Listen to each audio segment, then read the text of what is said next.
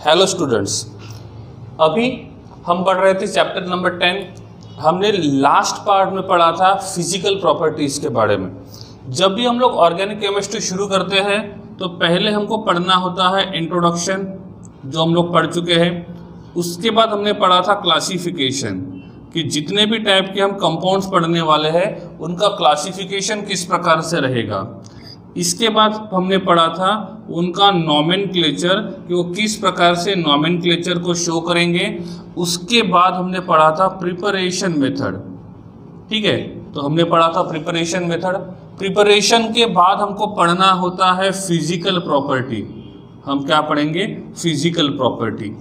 जबकि ये lesson 2 part में है, तो पहले हमने ये सभी बातें हेलो एल्केन के लिए पढ़ा, फिर ये सभी बातें हमने हेलो अरीन्स के लिए पढ़ा। तो यहाँ तक का हमारा पोर्शन खत्म हो गया है। अभी हम लोग जो पढ़ने वाले हैं, इसके बाद जो टॉपिक आता है वो आता है केमिकल प्रॉपर्टी। क्या आते हैं? Chemical property. इंट्रोडक्शन पढ़ा था, क्लासिफिकेशन पढ़ा था, नॉमेनक्लेचर पढ़ा था, इसमें आइसोमेरिज्म भी आ गया था। फिर प्रिपरेशन मेथड देखे थे हेलो एल्केन के, साथ में हेलो अरीन्स के भी देखे थे। फिर फिजिकल प्रॉपर्टी देखे थे लास्ट पार्ट में हेलो एल्केन और हेलो अरीन्स के। अभी हमको देखना है केमिकल प्रॉपर्टी। केमिकल प्रॉपर्टी भी 2 पार्ट में पढ़ना है। पहले पढ़ेंगे हेलो एल्केन के बारे में और फिर पढ़ेंगे हेलो अरीन्स के बारे में। तो यहाँ से हम लोग शुरू करने वाले हैं केमिकल प्रॉपर्टी ऑफ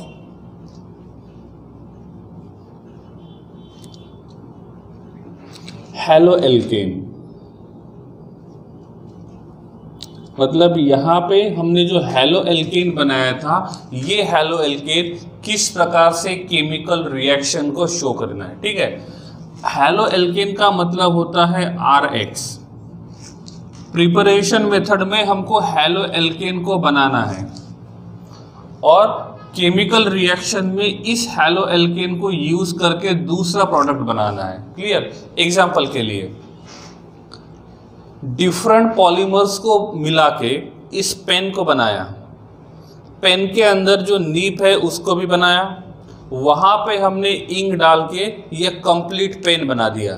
तो पूरा प्रोसेस करने के बाद इस पेन को हम लोग बना रहे हैं, और पेन को बनाने का जो प्रोसेस होता है that is called as preparation method.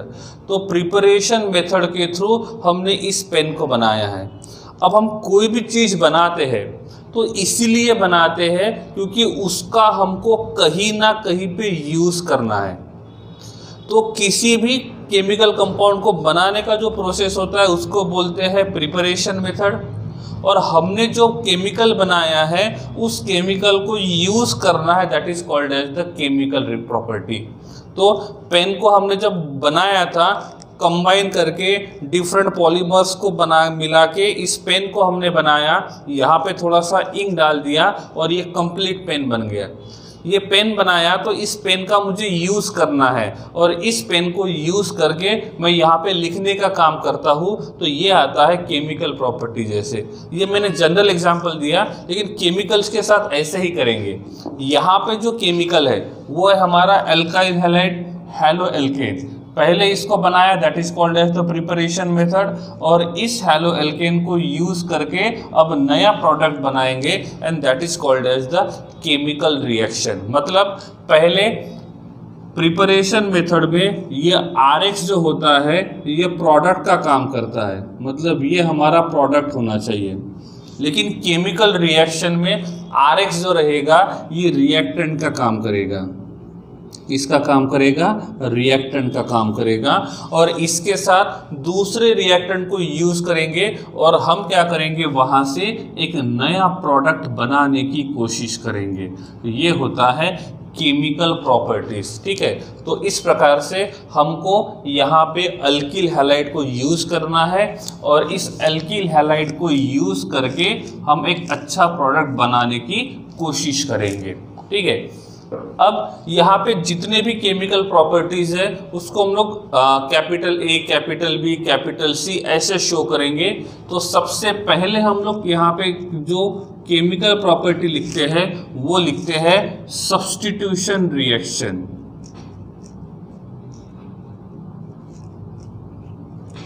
Which reaction? Substitution reaction.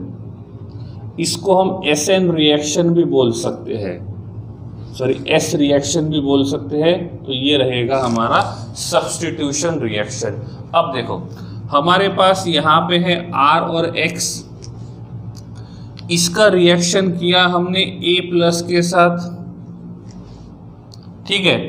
अब ये A प्लस जो रहेगा और यहाँ पे हमने रखा है B माइनस, इस प्रकार से, क्लियर। अब हमको ये नहीं पता कि X कौन है, लेकिन ये मान के चलते हैं कि X का इलेक्ट्रोनेगेटिविटी R से ज़्यादा है, तो इस बॉन्ड को हम लोग X के ऊपर शिफ्ट करेंगे। देन यहाँ पे हमको मिलेगा R प्लस और ये रहेगा X माइनस। फिर मैच द पेयर करेंगे तो ये R प्लस जो रहेगा वो B माइनस के साथ जाएगा और A प्लस जो रहेगा वो X माइनस के साथ जाएगा। तो यहाँ पे मिलेगा RB प्लस ये रहेगा AX। हमने क्या किया, इस R के साथ जो X होता है उस X को सब्स्टिट्यूट किया, किसको यूज करके? B को यूज करके, और इस प्रकार से हम इस रिएक्शन को बोलेंगे सब्स्टिट्यूशन रिएक्शन। इस सब्स्टिट्यूशन रिएक्शन में ये जो रिएक्टेंट होता है ये हमारा बनेगा सबस्ट्रेट। क्या बनेगा? सबस्ट्रेट। और जिसकी रिएक्शन कर रहे हैं ये बनेगा रिएजेंट। क्या बनेगा? रिएजेंट। रिएजेंट जो है एक पॉजिटिवली चार्ज्ड है, दूसरा निगेटिवली चार्ज्ड है। जो रिएजेंट पॉजिटिवली चार्ज्ड होता है उसको बोलते हैं इलेक्ट्रोफाइल, और जो निगेटिवली चार्ज रहेगा उसको बोलेंगे न्यूक्लियोफाइल। क्लियर? तो एक है इलेक्ट्रोफाइल और दूसरा रहेगा न्यूक्लियोफाइल। अब इस RX में से हमने X को सब्स्टिट्यूट किया, किसको यूज करके? B को यूज करके। तो B जो रहेगा वो किसका काम करेगा? न्यूक्लियोफाइल का काम करेगा। तो इस रिएक्शन को बोलेंगे न्यूक्लियोफिलिक सब्स्टिट्यूशन रिएक्शन। क्या बोलेंगे? Nucleophilic substitution reaction. Same reaction में यहाँ पे करता हूँ, RX का रिएक्शन करते हैं A प्लस और B माइनस के साथ। It act as a substrate, A plus and B minus it act as a reagent. हमको ये नहीं पता है कि R और X में से किसका इलेक्ट्रोनेगेटिविटी ज़्यादा है। यहाँ पे ये मान के चल रहे थे कि X का इलेक्ट्रोनेगेटिविटी R से ज़्यादा है। हम यहाँ पे ये मान के चलते हैं कि R का इलेक्ट्रोनेगेटिविटी X से ज़्यादा है, तो बॉन्ड को शिफ्ट करेंगे R पे। इफ ऐसा करते, ये हम लोग कॉमन जनरल एग्जांपल ले रहे हैं। पहले ये देखेंगे कि न्यूक्लियोफिलिक सब्स्टिट्यूशन रिएक्शन का मतलब क्या होता है, ठीक है। तो क्या होगा, ये बन जाएगा R माइनस और X प्लस। फिर मैच द पेयर करेंगे तो ये A प्लस जो रहेगा वो R माइनस के पास आएगा और ये B माइनस जो रहेगा वो X प्लस के साथ चले जाएगा। तो यहाँ हमको मिलेगा RA, साथ में मिलेगा XB। अब यहाँ पे देखेंगे तो इस सबस्ट्रेट में से X को निकाल के X को सब्स्टिट्यूट करके हमने A को रखा है। तो X is substituted by A। इसमें A जो है वो पॉजिटिवली चार्ज्ड है और हम पॉजिटिवली चार्ज्ड को बोलते हैं इलेक्ट्रोफाइल। तो हमने एक पॉजिटिवली चार्ज्ड को दूसरे पॉजिटिवली चार्ज से सब्स्टिट्यूट किया और पॉजिटिवली चार्ज रिएजेंट को बोलते हैं इलेक्ट्रोफाइल, और इसीलिए इस सब्स्टिट्यूशन रिएक्शन को बोलेंगे इलेक्ट्रोफिलिक सब्स्टिट्यूशन रिएक्शन। क्या बोलेंगे? Electrophilic substitution reaction. तो सब्स्टिट्यूशन रिएक्शन जो पढ़ने वाले हैं, हमारे पास यहाँ पे दो टाइप के रिएक्शन होते हैं। एक होता है न्यूक्लियोफिलिक सब्स्टिट्यूशन रिएक्शन और दूसरा रहेगा इलेक्ट्रोफिलिक सब्स्टिट्यूशन रिएक्शन। तो ये है दो टाइप के रिएक्शन, इलेक्ट्रोफिलिक और न्यूक्लियोफिलिक।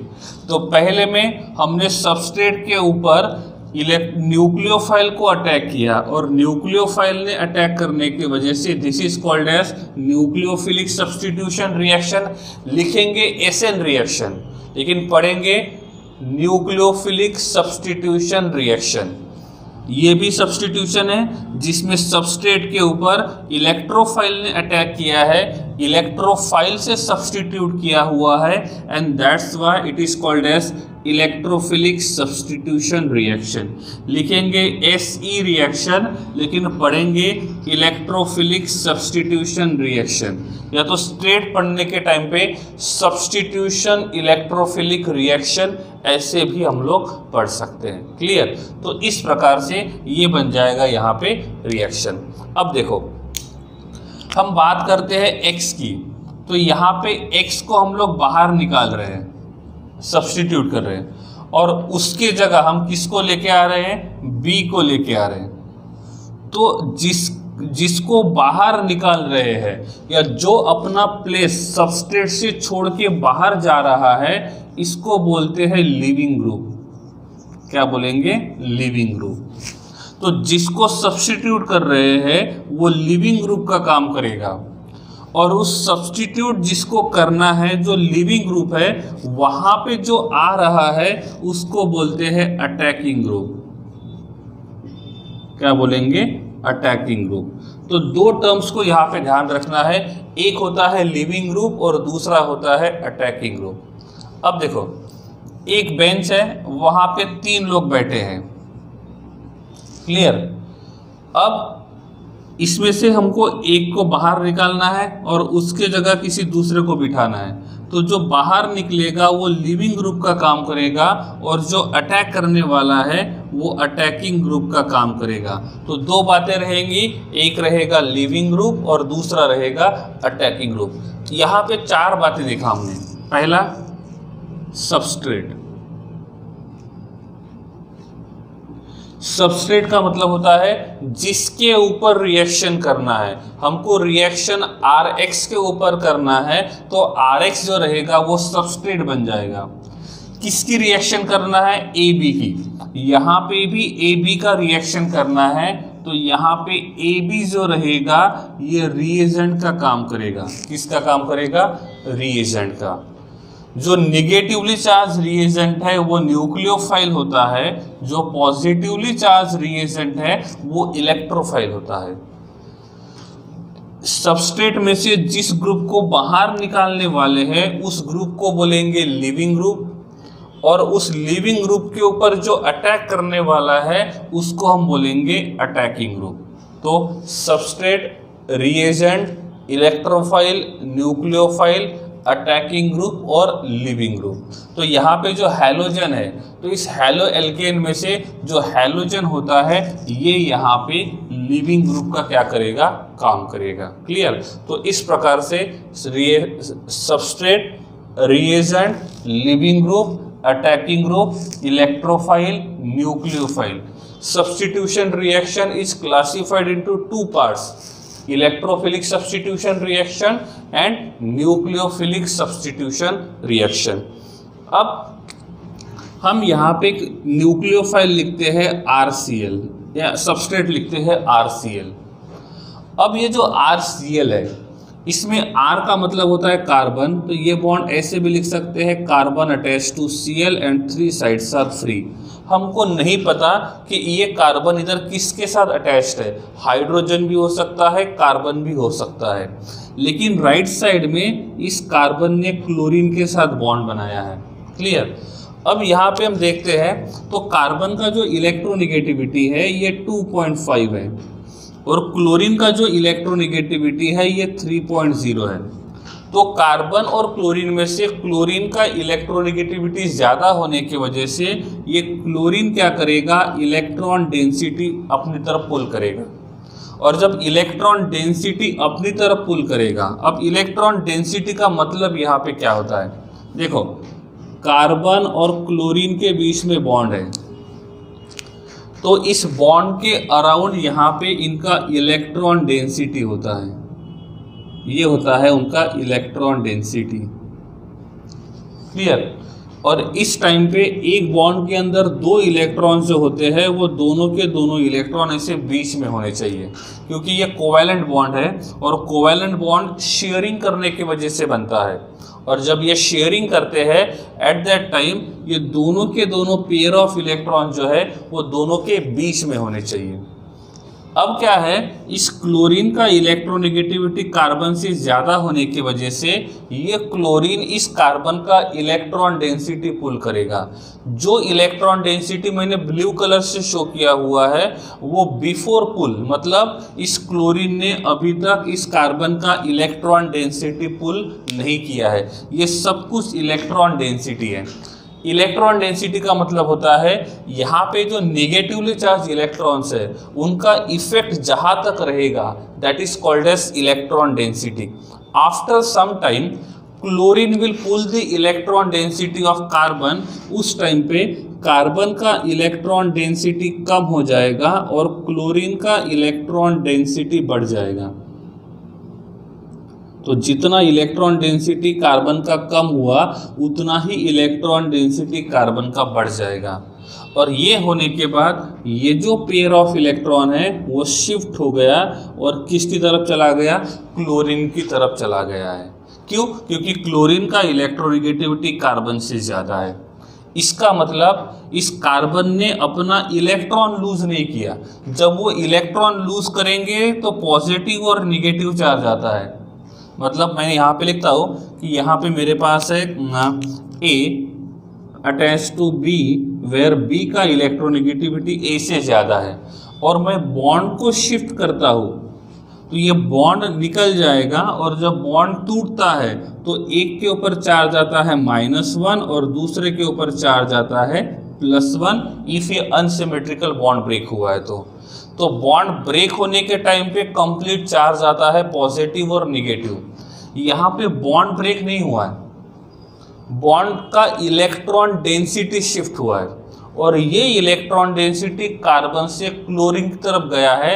और ऐसा इसलिए हुआ है क्योंकि क्लोरीन का इलेक्ट्रोनेगेटिविटी कार्बन से ज़्यादा है। जब कंप्लीटली इलेक्ट्रॉन शिफ्ट हो जाएगा तो -1 और +1 कंप्लीटली आएगा।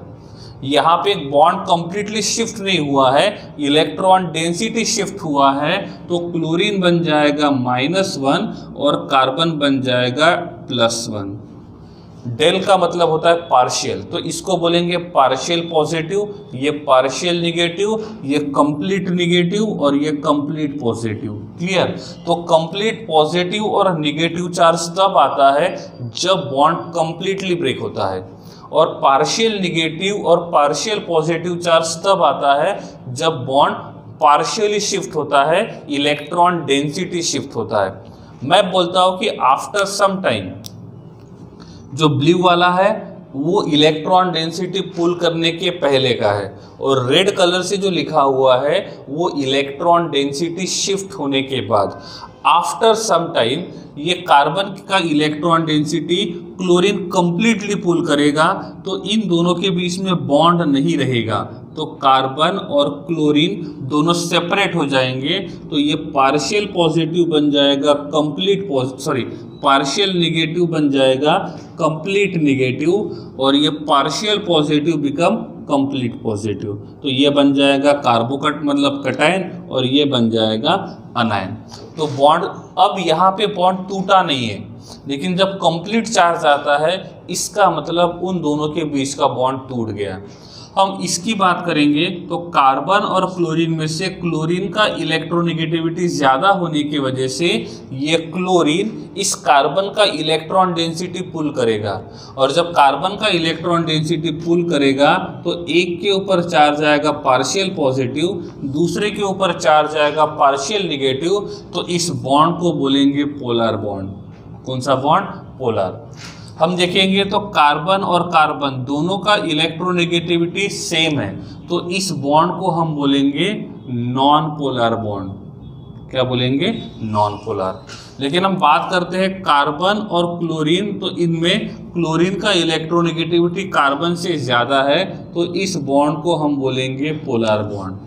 हम यहाँ पे H और O के बीच का बॉन्ड लिखते हैं तो O का इलेक्ट्रोनेगेटिविटी H से ज़्यादा है, तो यहाँ पे जो बॉन्ड रहेगा ये कैसा रहेगा? Polar bond. ठीक है, तो हम ये बोल सकते हैं कि कार्बन और क्लोरीन के बीच का बॉन्ड या तो कार्बन और हैलोजन के बीच का जो बॉन्ड होता है ये कैसा रहेगा, पोलर रहेगा, जिसमें हैलोजन के ऊपर रहेगा पार्शियल निगेटिव और कार्बन के ऊपर रहेगा पार्शियल पॉजिटिव। ठीक है, तो एक रहेगा पार्शियल पॉजिटिव और दूसरा जो रहेगा वो रहेगा पार्शियल निगेटिव चार्ज। क्लियर? तो इस प्रकार से अब मैं इसकी बात करता हूँ कि कार्बन और यहाँ पे मैं लिखता हूँ कि हैलोजन। ठीक है, तो कार्बन और हैलोजन के बीच का मैंने बॉन्ड यहाँ पे शो किया। अब नॉर्मली हम देखेंगे तो कार्बन और क्लोरीन में से कौन इलेक्ट्रॉन डेफिशिएंट है? कार्बन इलेक्ट्रॉन डेफिशिएंट है और क्लोरीन जो रहेगा वो इलेक्ट्रॉन रिच रहेगा, मतलब हैलोजन जो रहेगा वो इलेक्ट्रॉन रिच रहेगा। ऐसा होता है कि जो हैलोजन्स होते हैं, halogens are good living group, halogens are good living group. अब हमको यहाँ पे कार्बन और हैलोजन के बीच का बॉन्ड देखते हैं, तो किसके ऊपर कौन सा चार्ज है? तो हैलोजन के ऊपर रहेगा पार्शियल निगेटिव और कार्बन के ऊपर रहेगा पार्शियल पॉजिटिव। क्लियर? अब इसको हम बोलेंगे कि ये हमारा सबस्ट्रेट है। क्या है? सबस्ट्रेट। और इस सबस्ट्रेट के ऊपर हमको AB का रिएक्शन करना है, जिसमें रहेगा A+ और ये रहेगा B-। ये दोनों हमारे रिएजेंट हैं। क्या है? रिएजेंट। क्लियर? अब इस सबस्ट्रेट का जो कार्बन है, इस कार्बन के ऊपर इन दोनों में से कौन अटैक करेगा? कौन अटैक करेगा? A+ अटैक करेगा या B-? देखो, ये कार्बन इलेक्ट्रॉन डेफिशिएंट है, तो इलेक्ट्रॉन डेफिशिएंट जो रहेगा वो इलेक्ट्रॉन डेफिशिएंट को अपनी तरफ बुलाएगा, या ये इलेक्ट्रॉन डेफिशिएंट इस इलेक्ट्रॉन रिच को अपनी तरफ बुलाएगा? क्या लगता है? ये इलेक्ट्रॉन डेफिशिएंट होने की वजह से ये क्या करेगा? इलेक्ट्रॉन रिच को बुलाएगा। मतलब इस सबस्ट्रेट के ऊपर अटैक कौन करेगा? B-। और जब ये B- अटैक करेगा तो यहाँ से X- जो रहेगा वो बाहर चले जाएगा, तब जाके हमको जो प्रोडक्ट मिलेगा वो क्या मिलेगा? ये रहेगा कार्बन, 3 साइड्स आर फ्री और यहाँ पे अटैच रहेगा B। तो इन दोनों को देखेंगे तो हमने X को सब्स्टिट्यूट किया, किससे? B से सब्स्टिट्यूट किया, मतलब ये रिएक्शन जो रहेगा ये कौन सा रहेगा? Substitution reaction. इस सब्स्टिट्यूशन रिएक्शन में सबस्ट्रेट के कार्बन के ऊपर इलेक्ट्रोफाइल ने अटैक किया या न्यूक्लियोफाइल ने? न्यूक्लियोफाइल ने अटैक किया। इसका मतलब ये हैलो एल्केन जो रहेगा, इस हैलो एल्केन का ये कार्बन पार्शियल पॉजिटिव चार्ज वाला है, तो ये कार्बन इलेक्ट्रॉन डेफिशिएंट है और ये इलेक्ट्रॉन डेफिशिएंट होने के वजह से ये इलेक्ट्रॉन रिच को पुल करेगा। मतलब हैलो एल्केन हमेशा न्यूक्लियोफिलिक सब्स्टिट्यूशन रिएक्शन करेगा, इलेक्ट्रोफिलिक सब्स्टिट्यूशन रिएक्शन नहीं करेगा। व्हाई? बिकॉज हैलो एल्केन में हैलोजन जिस कार्बन को अटैच्ड है उस कार्बन का इलेक्ट्रॉन डेंसिटी हैलोजन ने पुल किया है, जिसके वजह से ये कार्बन जो है वो इलेक्ट्रॉन डेफिशिएंट है। और and due to this electron deficient nature, this electron deficient carbon will pull the electron rich nucleophile.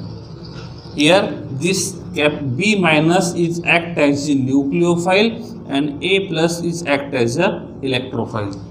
Because this is electron deficient, electrophile is also electron deficient, तो ये दोनों एक दूसरे को पुल नहीं कर सकते हैं, and that's why this reaction is considered as nucleophilic substitution reaction. Electrophilic substitution reaction is not possible with haloalkane. Clear? Is substitution reaction is possible, but in the form of nucleophile, in the form of electrophile possible नहीं रहेगा। ठीक है, तो अभी तक हमने क्या पढ़ा? यहाँ पे स्टार्टिंग में ये पढ़ा कि सब्स्टिट्यूशन रिएक्शन क्या होते हैं। ठीक है, यहाँ पे हमने ये कंसीडर किया था कि हमको इलेक्ट्रोनेगेटिविटी नहीं पता, X का कितना है और R का कितना है। तो substitution reaction is classified into 2 parts, nucleophilic and electrophilic. After that हमने ये देखा कि कौन सा पॉसिबल है, हेलो एल्केन के साथ, तो ये पता चला कि हेलो एल्केन का जो कार्बन है वो इलेक्ट्रॉन डेफिशिएंट होने की वजह से इलेक्ट्रोफिलिक पॉसिबल नहीं रहेगा, only nucleophilic substitution reaction possible रहेगा। क्लियर है? तो इतना कंफर्म हो गया कि हेलो एल्केन के साथ हमेशा न्यूक्लियोफिलिक सब्स्टिट्यूशन रिएक्शन के हिसाब से ही हमको जाना है। तो हम सब्स्टिट्यूशन रिएक्शन में यहाँ पे लिख सकते हैं कि अब हमको जो पढ़ना होगा वो न्यूक्लियोफिलिक सब्स्टिट्यूशन रिएक्शन पढ़ना होगा। हेलो एल्केन के लिए इलेक्ट्रोफिलिक सब्स्टिट्यूशन रिएक्शन को नहीं पढ़ेंगे। क्लियर? तो इसमें halogen is act as a living group और जो अटैकर रहेगा वो अटैकिंग ग्रुप का क्या करेगा? काम करेगा। क्लियर है? अब इसमें जो ए है हमारा वो रहेगा सब्स्टिट्यूशन रिएक्शन, या तो हम लिख सकते हैं न्यूक्लियोफिलिक सब्स्टिट्यूशन रिएक्शन। लेकिन मैंने जानबूझ के एसएन रिएक्शन से शुरू नहीं किया। पहले मैंने आपको सब्स्टिट्यूशन रिएक्शन पढ़ाया, फिर दोनों में से एक ही पॉसिबिलिटी है, उसका रीजन मैंने आपको बता दिया। तो हम देखेंगे न्यूक्लियोफिलिक सब्स्टिट्यूशन रिएक्शन, उसमें से पहला जो सब्स्टिट्यूशन रहेगा वो रहेगा रिएक्शन विथ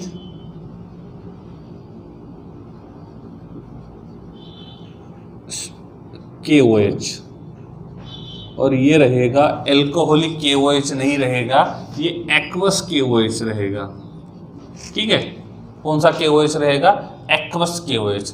इस बात का ध्यान रखना है, KOH इफ ये एल्कोहलिक कंडीशन में है तो ये बीटा एलिमिनेशन रिएक्शन शो करेगा। बाद में हम लोग बीटा एलिमिनेशन को भी डिटेल में पढ़ेंगे। और इफ ये KOH एक्वस मीडियम में है तो ये क्या करेगा? सब्स्टिट्यूशन रिएक्शन शो करेगा। कौन सा रिएक्शन? सब्स्टिट्यूशन। तो यहाँ पे हमने जो KOH यूज किया है ये कौन से मीडियम में है? एक्वस मीडियम में है। मीडियम का बहुत बड़ा रोल होता है, तो इस मीडियम से पता चलेगा कि वो एलिमिनेशन करेगा या सब्स्टिट्यूशन रिएक्शन क्या करेगा? शो करेगा। रिएक्शन विथ KOH, किसका रिएक्शन? हेलो एल्केन का। तो हेलो एल्केन क्या है? RH है। किसके साथ रिएक्शन करना है? KOH के साथ रिएक्शन करना है। कौन से मीडियम में करना है? एक्वस मीडियम में करना है। तो अब इनका रिएक्शन करके देखते हैं। क्लियर? मैकेनिज्म देखते हैं। हमारे पास है R और यहाँ पे रहेगा X, साथ में हमने यूज किया है KOH। हम KOH की बात करते हैं तो ये बेस है। क्या है? बेस। इससे अच्छा हम बोलेंगे कि ये स्ट्रॉन्ग बेस है। कौन सा बेस है? Strong base. और जो स्ट्रॉन्ग बेस होते हैं ये हमेशा इजीली OH माइनस आयन देते हैं, तो ये इजीली डिसोसिएट हो जाएगा। अब बात आती है डिसोसिएट की, तो दो वर्ड हमने इक्विलिब्रियम में पढ़े थे। एक को बोला था हमने डिसोसिएशन और दूसरे को हमने बोला था आयोनाइजेशन। ठीक है? न्यूट्रल को आयंस में कन्वर्ट करेंगे, that is called as ionisation, और आयंस को सेपरेट करने का काम करेंगे तो उसको बोलेंगे डिसोसिएशन। ठीक है? लेकिन दोनों वर्ड को का मतलब बेसिकली अलग है, लेकिन हम उनको यूज सेम ही करते हैं। आयोनाइजेशन करते हैं तब भी बोलते हैं डिसोसिएशन किया, और डिसोसिएशन होता है तब भी हम बोलेंगे कि वो डिसोसिएशन ही हुआ। ठीक है? तो हम उतना यहाँ पे डिटेल में नहीं देखेंगे। ये वर्ड टू वर्ड जो डिफरेंस होता है वो इक्विलिब्रियम में आता है। एक में आता है आयोनिक इक्विलिब्रियम और दूसरे में आता है केमिकल इक्विलिब्रियम। क्लियर? तो ये स्ट्रॉन्ग बेस होने की वजह से ये इजीली OH माइनस आयन देगा, तो ये बन जाएगा K प्लस और OH माइनस। इस रिएक्शन में देखेंगे तो किसके ऊपर रिएक्शन करना है? RH के ऊपर। तो RH जो रहेगा ये हमारा यहाँ पे सबस्ट्रेट बन जाएगा। क्या बन जाएगा? सबस्ट्रेट। मैं बार बार सबस्ट्रेट और रिएजेंट नाम के वर्ड यूज कर रहा हूं, इसका मतलब आगे इसका काम जरूर आएगा। तो RH is act as a substrate and KOH is act as a base, sorry KOH is act as a reagent. Clear? अब इस K plus is act as a electrophile and OH minus is act as a nucleophile। ठीक है, तो हमारे पास एक electrophile है और साथ में हमारे पास यहाँ पे एक न्यूक्लियोफाइल भी प्रेजेंट है। ठीक है, तो इस प्रकार से हम इलेक्ट्रोफाइल और न्यूक्लियोफाइल इन दोनों का रिएक्शन यहाँ पे करेंगे। उससे अच्छा यहाँ पे जो हैलोजन है, हैलोजन को मैंने आपको बोला था halogens is act as a good living group. Good living group का मतलब होता है हमेशा बाहर जाने के लिए तैयार रहना। ठीक है, अब नॉर्मल एग्जांपल हम लोग लेते हैं। क्लास में 3 तरह के स्टूडेंट हैं, category A, category B and category C. Category A type के जो स्टूडेंट है वो सिर्फ यही देखते रहते हैं कि इफ उनको किसी ने बोला कि चलो आपको क्लास के बाहर जाना है तो वो उठ के जाने के लिए तैयार हो गए। मतलब उनको सिर्फ एक बार आप ये बोल दो कि आपको उठो चलो क्लास के बाहर निकलो, तो उनको क्लास के बाहर जाना पसंद है, तो वो अपनी प्लेस इजीली छोड़ेंगे और अपनी प्लेस इजीली छोड़ के वो बाहर जा रहे हैं। तो जो अपना प्लेस छोड़ रहा है उसको बोलेंगे लिविंग स्टूडेंट। जो स्टूडेंट अपना पोजीशन या प्लेस छोड़ रहा है उस स्टूडेंट को बोलेंगे लिविंग स्टूडेंट, और जो स्टूडेंट इजीली बाहर जाना पसंद कर रहा है उसको बोलेंगे गुड लिविंग ग्रुप। क्या बोलेंगे? उसको बोलेंगे गुड लिविंग ग्रुप। बी को मैंने बोला है आपको क्लास के बाहर जाना है, आपका ध्यान नहीं है, आप क्लास में मस्ती कर रहे हो तो आपको क्लास के बाहर जाना है। तो बी ने क्या किया, वो बाहर जाने के लिए तैयार नहीं है। इसको 1 या 2 बार बोला तो उसने बोला कि नहीं सर मुझे क्लास के बाहर नहीं जाना है, मैं क्लास में बैठूंगा। लेकिन 2-3 बार बोलने के बाद ये चला गया, मतलब ये भी जाने के लिए तैयार था। लेकिन जो कंपेयर करेंगे ए के साथ, तो ये तो इंतजार ही कर रहा था कि कौन उसको ये बोलता है कि आपको क्लास के बाहर जाना है। तो ए और बी इन दोनों को कंपेयर करेंगे तो क्लास के बाहर जाने का ए का जो टेंडेंसी है वो बी से ज्यादा है। तो बी भी क्लास के बाहर जा रहा है तो वो भी लिविंग ग्रुप का काम करेगा। ए तो एक बार बोलने के बाद ही जा रहा है तो वो गुड लिविंग ग्रुप का काम करेगा। हमने सी को बोला है कि आपका क्लास में ध्यान नहीं है, आपको क्लास के बाहर जाना है, तो ये एंड तक यही रिक्वेस्ट कर रहा है कि सर मुझे क्लास के बाहर नहीं जाना है, आप मैं नीचे आके बैठता हूँ, मैं खड़ा रहता हूँ, लेकिन मुझे क्लास के बाहर नहीं जाना है। इसका मतलब ये सी जो रहेगा वो अपना पोजीशन नहीं छोड़ेगा, और जो अपना पोजीशन छोड़ना पसंद नहीं करता है इसको बोलते हैं पुअर लिविंग ग्रुप। क्या बोलेंगे? Poor leaving group. ठीक है, तो एक होता है गुड लिविंग ग्रुप, दूसरा होता है पुअर लिविंग ग्रुप, और तीसरा रहेगा नॉर्मल लिविंग ग्रुप। तो जो ग्रुप अपना पोजीशन छोड़ने के लिए तैयार होता है हमेशा उसको बोलेंगे गुड लिविंग ग्रुप, और जो तैयार नहीं होता है उसको बोलेंगे पुअर लिविंग ग्रुप। लेकिन एक कंडीशन है कि हमने बोला है कि एक क्लास में 40 स्टूडेंट है और 40 स्टूडेंट रहेंगे तो ही टीचिंग कंटिन्यू करेंगे। इनमें से कम होता है तो हम टीचिंग कंटिन्यू नहीं करेंगे, टीचिंग को स्टॉप कर देंगे।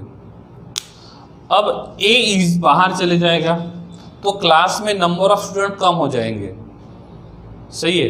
तो अब इफ हमने ए को बाहर निकाला, उसके जगह किसी को ऐड नहीं किया, तो ये हो जाएगा एलिमिनेशन रिएक्शन।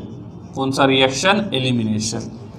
इफ हम ए को बाहर निकाल के वहां पे y को ऐड करते हैं तो ये रिएक्शन बन जाएगा सब्स्टिट्यूशन रिएक्शन।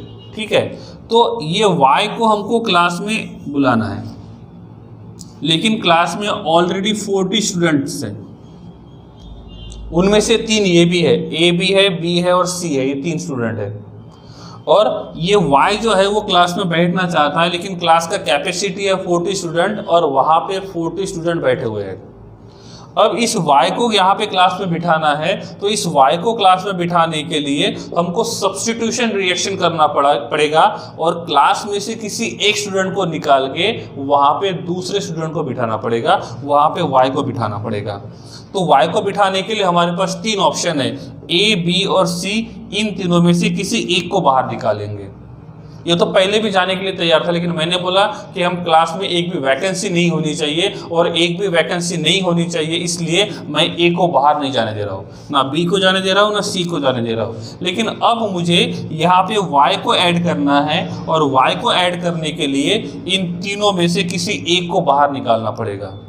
तो ऐसे टाइम पे सबसे पहले ए बोलेगा सर आई एम रेडी, इसलिए ए जो रहेगा वो किसका काम करेगा, गुड लिविंग ग्रुप का काम करेगा, और हैलोजन जो होते हैं वो गुड लिविंग ग्रुप का काम करते हैं। ठीक है, हैलोजन्स क्या करेंगे, गुड लिविंग ग्रुप का काम करेंगे। अब गुड लिविंग ग्रुप कौन होते हैं, जो वीक बेस होते हैं। जो वीक बेस होते हैं वो हमेशा गुड लिविंग ग्रुप का काम करते हैं। ठीक है, और हैलोजन जो होते हैं वो HX में से बनते हैं, तो HX में से हमको क्या मिलेगा, X माइनस मिलेगा, और X माइनस जो रहेगा वो वीक बेस होता है, और ये वीक बेस जो रहेगा वो किसका काम करेगा, गुड लिविंग ग्रुप का काम करेगा। एग्जाम्पल हम यहाँ पे देखते हैं, HF, HCl, HBr और HI, ये 4 हैलोजन एसिड है। इन 4 हैलोजन एसिड में से ये जो रहेंगे ये स्ट्रॉन्ग एसिड का काम करते हैं, तो ये जो रहेगा ये वीक एसिड का काम करेगा। क्या करेगा, वीक एसिड का। तो HCl, HBr और HI ये स्ट्रॉन्ग एसिड है, तो टॉप टू बॉटम जाते हैं तो एसिडिक नेचर बढ़ेगा, एसिडिक नेचर बढ़ेगा, और एसिडिक नेचर बढ़ेगा तो HI का एसिडिक कैरेक्टर सबसे ज़्यादा है, और HF का एसिडिक कैरेक्टर सबसे कम है, इसलिए HF is considered as a weak acid and HCl, HBr and HI is considered as a strong acid. Equilibrium में पढ़ा था, जब भी कोई एसिड H+ आयन देता है तो वहाँ पे एक निगेटिवली चार्ज स्पीसीज बनता है, और इस निगेटिवली चार्ज स्पीसीज को बोला था conjugated base. If acid strong है तो कॉन्जुगेटेड बेस वीक रहेगा। अब ये तीनों के तीनों स्ट्रॉन्ग एसिड है, तो HCl का जो कॉन्जुगेटेड बेस रहेगा ये रहेगा Cl माइनस, HBr का जो कॉन्जुगेटेड बेस रहेगा ये रहेगा Br माइनस, और HI का कॉन्जुगेटेड बेस जो रहेगा वो रहेगा I माइनस। तो Cl minus, Br minus, I minus, ये तीनों के तीनों बेस का काम करेंगे, कॉन्जुगेटेड बेस का काम करेंगे, और ये तीनों के तीनों कॉन्जुगेटेड बेस जो है वो स्ट्रॉन्ग एसिड से बने हैं, और स्ट्रॉन्ग एसिड से जो कॉन्जुगेटेड बेस बनते हैं ये वीक बेस बनेंगे, और वीक बेस जो होते हैं वो गुड लिविंग ग्रुप का काम करते हैं। क्या करेंगे, गुड लिविंग ग्रुप का काम करेंगे, और इसीलिए यहाँ पे ये कहा जाता है कि हैलोजन जो रहेंगे वो गुड लिविंग ग्रुप का काम करेंगे। इसमें Cl-1, इसमें Br-1 और I-1 आएगा, F-1 नहीं आएगा, because F-1 is a poor leaving group. तो हमको यहाँ पे हमने ये भी देखा था कि जब भी हम लोग RX को बनाते हैं तो X जो होता है वो जनरली या तो क्लोरीन या तो ब्रोमीन होता है, और कभी कभी हम लोग आयोडीन को बनाते हैं, लेकिन फ्लोरीन वाले कंपाउंड को बहुत कम बनाते हैं, और इसीलिए यहाँ पे फ्लोरीन नहीं के बराबर रहेगा। सही है, तो यहाँ पे halogens are good living group क्यों बोला है, क्योंकि हैलोजन्स जो होते हैं, हैलोजन -1 जो होते हैं, हैलाइड्स होते हैं, वो HX से मिलेंगे। तो स्ट्रॉन्ग एसिड का जो कॉन्जुगेटेड बेस होता है वो वीक होता है, और weak conjugated base is act as a good living group, and that's why halogens are considered as a good living group. और इस प्रकार से यहाँ पे हैलोजन्स जो रहेंगे ये गुड लिविंग ग्रुप का क्या करेंगे, काम करेंगे। क्लियर है? हाँ, बैक टू पवेलियन, रिएक्शन के ऊपर आते हैं। तो गुड लिविंग ग्रुप मीन्स जो हमेशा तैयार होता है अपनी पोजीशन छोड़ने के लिए। किसके लिए? अपनी पोजीशन छोड़ने के लिए। क्लियर? अब देखो, हमने ये बोला कि हमारे पास ये है ही नहीं, अभी तक हमने KOH को ऐड नहीं किया। क्लियर? हमारे पास यहाँ पे है R और X। X जो है वो हैलोजन है, और हैलोजन जो है वो गुड लिविंग ग्रुप है, तो ये गुड लिविंग ग्रुप बाहर निकल गया, बोला कि मुझे आपके साथ नहीं रहा है because I am good living group. अब गुड लिविंग ग्रुप है तो वो कभी भी बाहर जा सकता है, तो इसलिए ये बॉन्ड टूट गया, तो ये बन जाएगा R+ और X-। देखो यहाँ पे ये इलेक्ट्रिकली न्यूट्रल है, and electrically neutral compounds are stable compound. But इसकी बात करेंगे तो R प्लस ये पॉजिटिवली चार्ज और X माइनस नेगेटिवली चार्ज, और चार्ज स्पीसीज जो होते हैं वो अनस्टेबल होते हैं। तो पहले दोनों साथ में थे, दोनों स्टेबल थे, सही है। अब X ने ये बोला कि नहीं I am good living group, तो मैं यहां से जा सकता हूं क्योंकि मैं गुड लिविंग ग्रुप हूं। और जब ऐसा हुआ तो यहाँ पे R प्लस और X माइनस मिला, ये फॉरवर्ड रिएक्शन है। अब ये निकला तो बाहर कि I am good leaving group बोल के R का साथ छोड़ के बाहर तो निकल गया, लेकिन बाहर निकलने के बाद इसको ये समझ में आ गया कि बाहर वो अकेला एग्जिस्ट नहीं कर सकता। क्यों नहीं कर सकता? क्योंकि इसके ऊपर नेगेटिवली चार्ज है, और नेगेटिवली चार्ज है ये इलेक्ट्रिकली न्यूट्रल नहीं है, और इसीलिए इसको इलेक्ट्रिकली न्यूट्रल बनने के लिए किसी पॉजिटिव चार्ज की ज़रूरत है। और मैंने आपको बोला था अभी तक इस रिएजेंट को कंसिडर नहीं करना है, मतलब हमने रिएजेंट को ऐड ही नहीं किया। तो अब इस रिएक्शन में Rx में R प्लस और X माइनस मिला है, जिसमें R प्लस भी अनस्टेबल है और X माइनस भी अनस्टेबल है।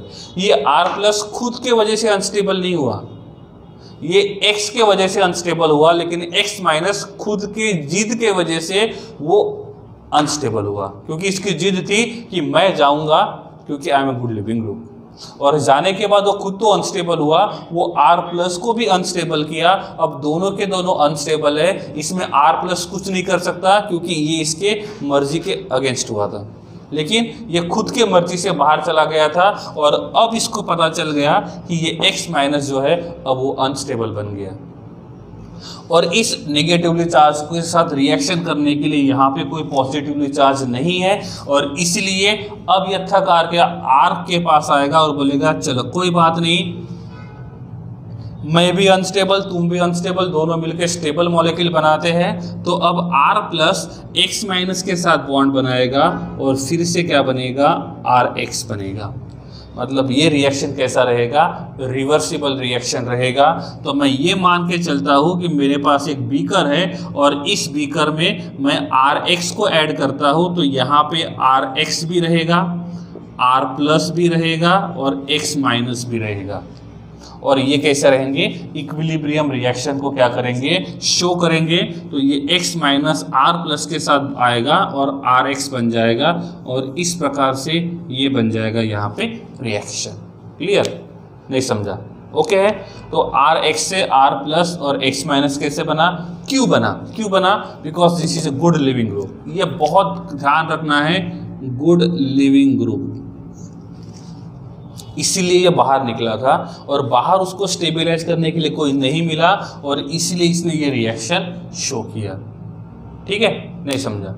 तो इस प्रकार से अब हम इस रिएजेंट को इसमें ऐड कर देते हैं, इसमें रिएजेंट को ऐड कर देते हैं। कौन? KOH। KOH में कौन है, एक है K प्लस और दूसरा है OH माइनस।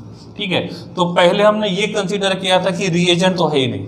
अब इस RX को पता चला कि हमने यहाँ पे थोड़ा सा KOH ऐड कर दिया, where KOH is a strong base जो 100% डिसोसिएट होगा, सेपरेट होगा। तो हमको K प्लस और OH माइनस आयन मिलेंगे।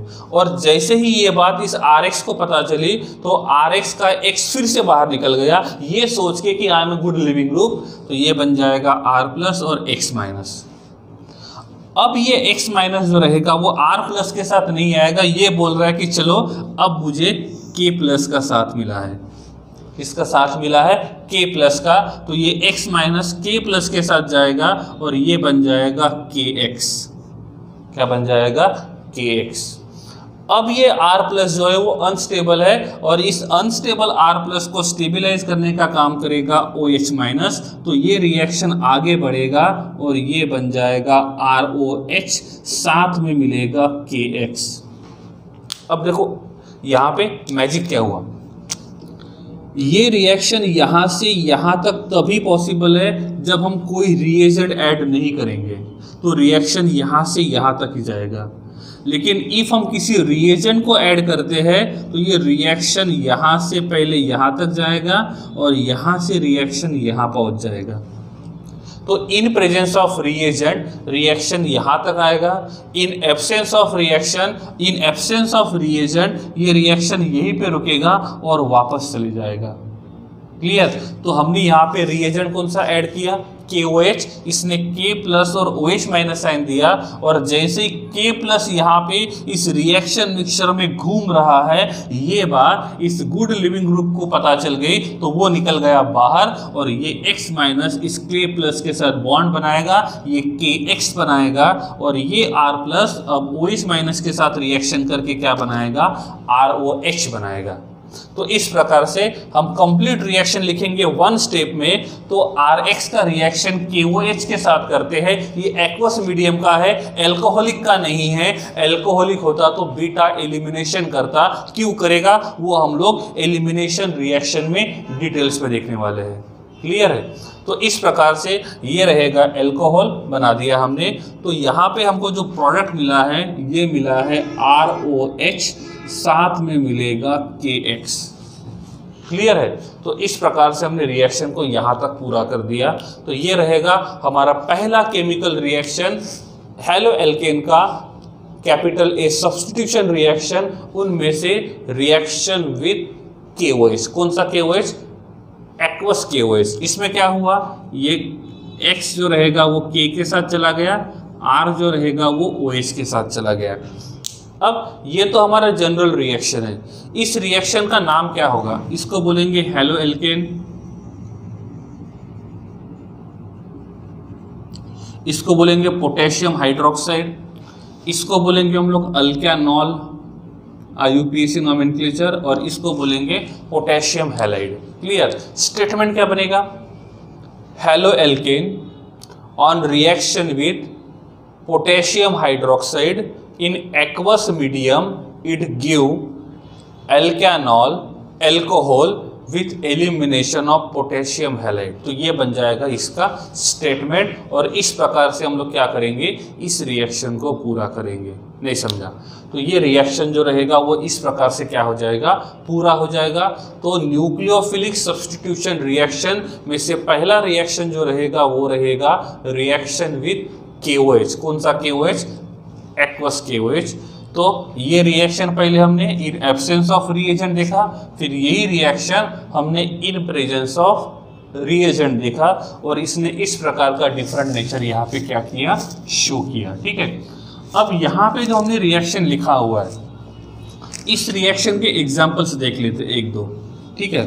तो पहले हम लोग जो रिएक्शन का एग्जाम्पल देखेंगे, इसमें मैंने लिखा CH3Cl on reaction with KOH in which medium, aqueous medium। तो मुझे मिलना क्या चाहिए, देखो ये कौन है, carbon attach to Cl attach to hydrogen attach to hydrogen attach to hydrogen. Reaction को ऐसे लर्न नहीं करना है, क्योंकि इतने सारे रिएक्शंस आएंगे कि ये सभी रिएक्शन आप लर्न नहीं कर पाओगे। इसीलिए आपको ध्यान रखना है कि रिएक्शंस लर्न नहीं करना है, रिएक्शन समझने की कोशिश करना है। क्लियर है। अब इस बॉन्ड को हम लोग तोड़ेंगे, why, because hydrogen is a good living group. अभी तक इसको कंसीडर नहीं किया, तो क्या होगा, बॉन्ड इज शिफ्टिंग टूवर्ड्स, मतलब ये Cl जो रहेगा वो बाहर जाएगा। क्लियर है। तो आगे जाने के बाद यहाँ पे हमको मिलेगा carbon with +1, halogen 1, hydrogen 2, hydrogen 3, और ये बन जाएगा Cl-1। क्लियर है। तो इस प्रकार से हमको कार्बन कटायन मिला और Cl- मिला। अब क्या होगा, मतलब रिएक्शन इधर जा रहा है। इफ इसको स्टेबलाइज करने के लिए कोई दूसरा नहीं मिलेगा, तो ये फिर से कार्बन कटायन के साथ बॉन्ड बनाएगा, और जो रिएक्टेंट था वही हमको एज इट इज वापस मिल जाएगा।